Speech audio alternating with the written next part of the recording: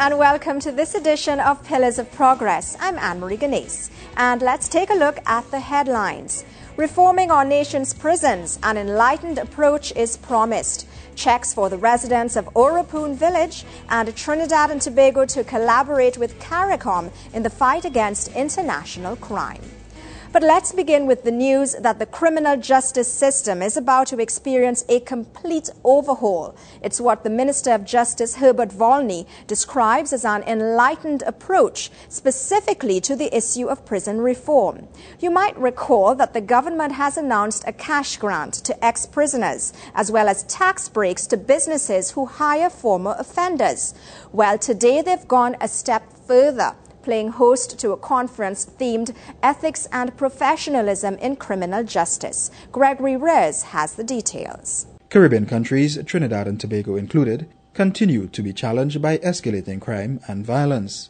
As crime statistics rise, so do the numbers of prisoners behind bars. These increasing numbers call for a change in approach to correction. The government of Trinidad and Tobago recognizes this and is adopting a multi-pronged approach to treating with crime. To assist prisoners to reintegrate into society, the Honourable Prime Minister has indicated that $5,000 will now be given to prisoners, inmates, as they leave prison. A committee has now been set up, including all stakeholders, to ensure that that $5,000 is used to help reform the prisoner, to help him to adapt to society, to help him to reintegrate in society so that he may not return. Prison reform begins from the minute someone ends up behind bars. Justice Minister Herbert Volney says punishment policies need to be changed from retributive to restorative. In this regard, new prisons rules are ready for publication in order to generate stakeholder comment prior to legislative scrutiny and enactment. Our inmates, and I want you to hear this, our inmates will in the fullness of time discover a more enlightened approach to their incarceration. That's not all. There are a lot more changes coming, which are being spearheaded by the Justice Ministry. For instance, a new parole system, new and smart rules of evidence, amendment to the jury law, and a review of judges' rules. The new judges' rules will set the tone for how our citizens can expect to be treated in a civil way while under suspicion, while en route to the station, and while in custody, so that fundamental rights will be respected and not abused in the process of interdiction. The seminar, which continues for 2 days, has as its theme Ethics and Professionalism in Criminal Justice. It is being spearheaded by the Trinidad and Tobago Prison Service in conjunction with the Association of Caribbean Heads in Corrections and Prison Services and the U.S. and Caribbean Alliance of Criminal and Social Justice Professionals. An end to years of uncertainty. Residents of Oropoon Village can now move forward with planning their lives. The first phase of what's known as the claims settlement process between them and the Airports Authority of Trinidad and Tobago has been completed. With the details, here's Sherilyn Lewis. An opportunity to get a new start. These checks will provide residents of Oropoon Village with much-needed cash to begin a new life. Before today, they lived in deplorable and less than humane conditions. But all that's about to change for these 47 citizens whose dream of home ownership is about to become a reality. Something that has united our people for 20 years. This is not just a check handing out ceremony. It is a commitment that we made during an election campaign. It's a chance for these residents to start over despite the fact they'll no longer be occupying state lands. But they were not left to fend for themselves. They now have this cash incentive from the government. This morning marks a realization of that promise. The first payments to some 40 of you, 37 of you, before May 24. My dear friends, today's ceremony marks the beginning of the end. The Minister of Works says the time had come to put an end to their misery. The beginning of the end of all the pain and suffering you have gone through for the last 25 years. The idea of owning a home, a place to call one's own, is nothing more than an idea for many. But today, these residents got a change in their fortune. I'm Sherilyn Lewis for Pillars of Progress. Hammering out the details of a plan that will ensure international organized crime doesn't flourish here in Trinidad and Tobago. The agreement being worked out will ensure that this country collaborates with its CARICOM neighbors in this fight against international crime. The Minister of Foreign Affairs says the time has come to put an end to what he sees as the corrosive tentacles that spread beyond national borders. To find out how this will work, let's join Christy Yearwood. It's a known fact. Trinidad and Tobago's geographical location makes it an easy transshipment point for illegal drugs, guns, and ammunition. The government has done its part to secure the country's borders, but it's also seeking help from its CARICOM neighbors. The growing transboundary impact of drug trafficking therefore calls for urgent and effective international legal sanctions in combating what has become a crime of great international concern. Otherwise, in the absence of an appropriate international legal framework, organized criminal networks and international drug traffickers will continue to spread their corrosive tentacles beyond national borders. The international legal framework he's referring to can be achieved in the context of the International Criminal Court. The idea is to get CARICOM support for its persecution of crimes involving the illicit traffic in illegal drugs to be included under Article 5 of the Rome Statute, as it affects the particularly vulnerable territories of the CARICOM region. So far, the ICC has largely been used to prosecute several heads of government accused of war crimes, genocide, and crimes against humanity. And so the hosting of this two-day seminar is a symbol of the commitment of the government of Trinidad and Tobago, led by the Honorable Prime Minister, Mrs. Kamla Persad-Bissessar, in only its first year in office, to the promotion of and adherence to the rule of law, both at the national and international levels. We are therefore driven to work with our partners within the Caribbean community, CARICOM, to promote the cause of international criminal justice. He says the government of Trinidad and Tobago remains committed to the ideals of the Rome Statute, which established the ICC. The two-day exercise brought together legal experts from regional and international organizations. Christy Yearwood for Pillars of Progress. It's time for a break, but on the other side, sports tourism gets a boost.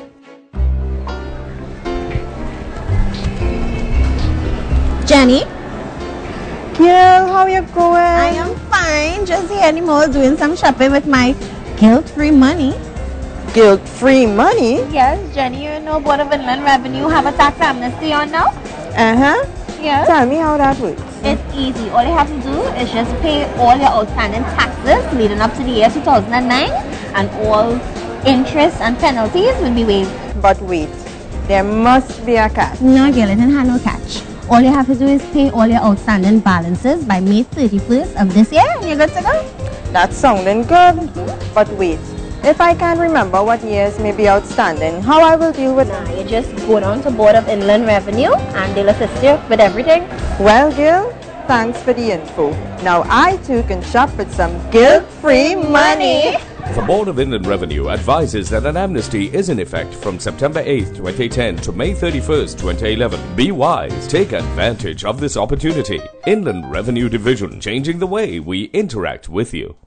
Good day, you have reached Crime Stoppers. I have some information about a girl selling drugs at school. How do I know I can trust you? Well, I don't know who you are and I can't trace the number. All I need from you is the information, not your name or telephone number. You sure you can't trace the call? If anybody find out I made this call, I could be in serious trouble. I'm sure. Tell me about this gang. They sell weed to some of the students at school. They get it from some fellas on the block, and they usually sell by the school toilets. What school is this?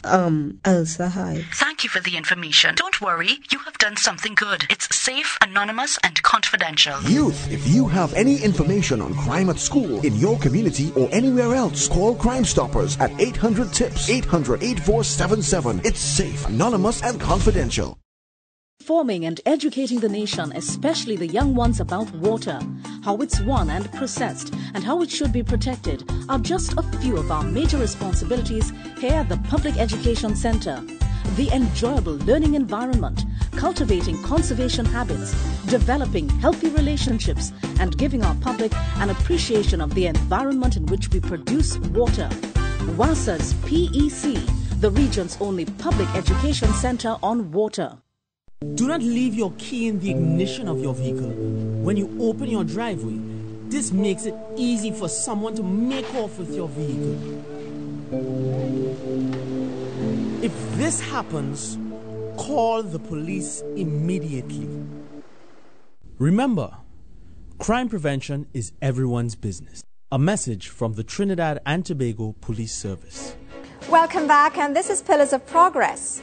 Let's face it, to be able to retire comfortably is nothing short of expensive. Add to this mix the idea of finding and funding your retirement to a senior citizen's home. In the absence of subsidized programs, accommodation can cost senior citizens and their relatives exorbitant amounts. But this is about to change. The government has stepped in and will be building a home for the elderly. Sherilyn Lewis reports. It will be the first of its kind in Trinidad and Tobago, the construction of an $11 million facility for the elderly. At present, there are no homes that are wholly government-run. Most senior citizens' homes throughout Trinidad and Tobago are operated by private individuals. I'm going to have a $11.5 million facility for the differently abled, first of its kind outside of Port of Spain. Statistics show that 10% of the country's population comprise of people 60 years and over. More telling is that 6% of that group live in senior citizens' home. This project will therefore bring relief to citizens clamoring for a place they can retire to without incurring huge financial cost. It's a brainchild of the minister, but he's promising a collaborative approach to the project. We have worked with all the stakeholders, and we continue to work with them to ensure that whatever resources we have redound to the benefit of the people of Trinidad and Tobago. So after years of waiting for a facility that they can call their own, the wait will soon be over. Sherilyn Lewis for Pillars of Progress. It's done in many developed countries, and it accounts for a huge chunk of their tourism revenue. But it's a fairly new concept here in Trinidad and Tobago. We're talking about sports tourism. It's an idea being pushed by the Ministry of Sports and Youth Affairs. But as you'll hear from John Victor, the ministry is doing more than talking about moving forward. They've actually turned the sod for a national tennis center, which will form part of their sports tourism product. Going the distance for sport development in Trinidad and Tobago. Construction will cost $140 million, but the Ministry of Sport and Youth Affairs feels it's money well spent that will aid sports tourism and ultimately help with the diversification of the economy. Tennis is one of the sporting disciplines that require clinical and systematic development if we are to produce players at a world-class level. We are blessed in this country with a preponderance of talent, and this, ladies and gentlemen, is being manifested among our young people here today. As we seek to expand and develop our sport plant, this facility will provide the necessary impetus to take this sport to the level that's required to produce world-class players. As the minister sees it, the work of sport and youth development is all about building capacity, creating opportunities and fulfilling dreams. The National Tennis Center is one step in the direction towards the provision of sound infrastructure to increase the levels of participation, enhancement of the training capacity of our elite athletes, and improvement in Trinidad and Tobago's ability to host major international competitions, thereby promoting the sport tourism product. We eagerly anticipate witnessing a WTA game or competition between the two women tennis players in the world, such as Venus or Serena Williams, Wozniacki, and the like, being played right here in Trinidad and Tobago. It could happen, it would happen, it should happen. But it's not a dream that can be realized without the commitment and dedication of all the partners involved. The facility, which will be built to international standards, is one of 3 major projects planned by the Ministry of Sports and Youth Affairs. Construction is set to begin later this year. John Victor for the Pillars of Progress. But that's not the only tourism product to get a boost. Let's introduce you to the Maracas Waterfall Beautification Project. The project promises enhanced trails, seating facilities and a serene environment. The Ministry of Tourism sees it as the beginning of a new direction in tourism development. Nayat Lee reports. Determined to do more than provide a simple cosmetic quick fix that would fade away and be forgotten with time. We wanted something more. We wanted something that would truly benefit the people of this community and by extension the nation for many years to come. The stakeholders responsible for the Maracas Waterfall Beautification Project hope that it will be more than just a flash in the pan. After 10 months of work, cleaning nature trails, training tour guides, and identifying dozens of flora species in the area, the acting chief executive officer of the Tourism Development Company is anxious that the project do more than serve as a Sunday morning getaway. Laura Saint-Pierre hopes that the importance of the Maracas waterfall and its preservation will become part of the reason people visit Trinidad and Tobago. According to the tourism minister, there's no reason why that shouldn't work. Leaving Port of Spain, there's always a lot of stress you leave with, if not the traffic jam, some other stressor. And as I entered this area, you could feel the stress going. Even the car begin to behave differently. I was wondering what was it. But I guess it's the different air that goes into the system of the car that made it even that function differently. So it tells about this environment we are in here. And with recommendations like that, the refurbished site at Maracas is more than likely to become a major tourist attraction. But this initiative is only part of the wider vision geared toward enhancing the range of tourism activities offered by this country to its nationals and visiting foreigners. The ministry is expected to begin product development and marketing in the coming months, including the development of attractions in central Trinidad and East Port of Spain. Maracas is great. Asa Wright is great. Some of you have been there. The Bird Sanctuary, the Pitch Lake. But once you go to these places once or twice, you don't want to go again. What we are trying to do is to develop tourism sites such as these so that every time a visitor, and not only for visitors, for us too, citizens of Trinidad and Tobago, every time they come here, there is something different to see and something different to do. And this is the way we will keep on the cutting edge of tourism increase in Trinidad and Tobago. But the minister is insisting that tourism's new direction cannot merely be a government initiative. He says that it requires the support not only of other interest groups, but of the national community as well. This is the sentiment echoed by Maracas St. Joseph Rotary Club President Jalim Dionarine, who thinks education is just as important for the project's sustainability. The concept of taking your garbage with you is new to us in TNT, and education of our public is an important step in this process. Over the coming months, the Tourism Development Company will provide customer service and health and safety training for community guides in the area. They hope that providing jobs for residents will contribute to the sustainability of the venture. Neighboring communities hope that the Maracas project is the first of many to come. Nayat Lee for Pillars of Progress. We're taking another break, but when we return, a promise kept for early childhood centers.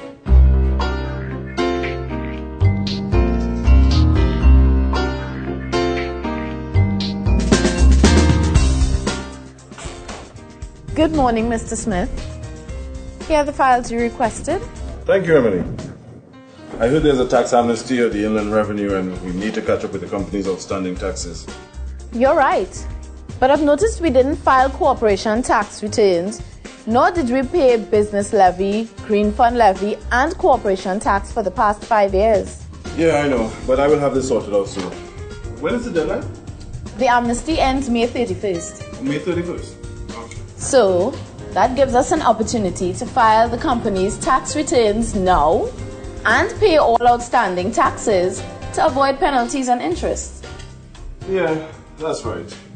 You know, it's good to see an employee who takes interest in her work. I'm just doing my job, sir. The Board of Inland Revenue advises that an amnesty is in effect from September 8, 2010 to May 31, 2011. Be wise. Take advantage of this opportunity. Inland Revenue Division, changing the way we interact with you. When you are out shopping, avoid carrying items or exposing large sums of cash. You can be targeted by criminals. Use debit cards to make your purchases whenever possible. Remember, crime prevention is everyone's business. A message from the Trinidad and Tobago Police Service. Informing and educating the nation, especially the young ones, about water, how it's won and processed, and how it should be protected are just a few of our major responsibilities here at the Public Education Center. The enjoyable learning environment, cultivating conservation habits, developing healthy relationships, and giving our public an appreciation of the environment in which we produce water. WASA's PEC, the region's only public education center on water. Crime, this is crime. When my school is like a war zone. And me and my friend's life in jeopardy. By some little boy want to pull some rank on we. Or some girl who's selling she body. When students have no respect for each other or the teacher. And it's drugs they're selling to one another. When we school getting a bad name in the community. Or somebody thieving somebody pencil, book bag or lunch money. That is a crime. I living in it. But I not part of that. I ready for change. I'm making the call. My life, my future. My call. Youth, if you have any information on crime at school, in your community, or anywhere else, call Crime Stoppers at 800-TIPS, 800-8477. It's safe, anonymous, and confidential. You're viewing Pillars of Progress, and thanks for staying with us. Let's turn our attention to an assurance from the Minister of Education, Dr. Tim Gopi Singh, who says the construction of early childhood centres for the communities of Arouca, Bonaire Gardens and Trin City are to be built shortly. The proposed site for the Arouca Early Childhood Care and Education Centre was in the compound of the Arouca Government Primary School. However, this site was used for urgent extension works to facilitate the increase in the school population. Alternatively, the Arouca Early Childhood Care and Education Center, early childhood care has also been included under the Inter-American Development Bank package of 50 early childhood education care centers, and construction will commence in 2011. Dinsley Trin City ECC Center, the proposed site for that center was in the compound of the Dinsley Trin City Government Primary School. However, the Dinsley Trin City Government Primary School does not have enough land space to accommodate the center without compromising the playground area, which is essential for the school. The utilization of the land space for the construction of the ECE center will negatively impact the delivery of the school's curriculum. Consequently, a replacement site is being sourced at the moment. With respect to Part B of the question, these sites were to commence in the fiscal year 2010. Part C, what are the revised commencement and completion dates for the construction of these centers? With respect to both the Arouca ECC and Bonaire Gardens ECC, the revised commencement dates are August 2011 and October 2011, respectively. And that's all we have time for today. I'm Anne-Marie Ganes. Join me again for another look at Pillars of Progress, a look at the work our government is doing as it implements the development plans for the nation. On behalf of all of us here at the Government Information Services Limited, we wish you a safe and productive week.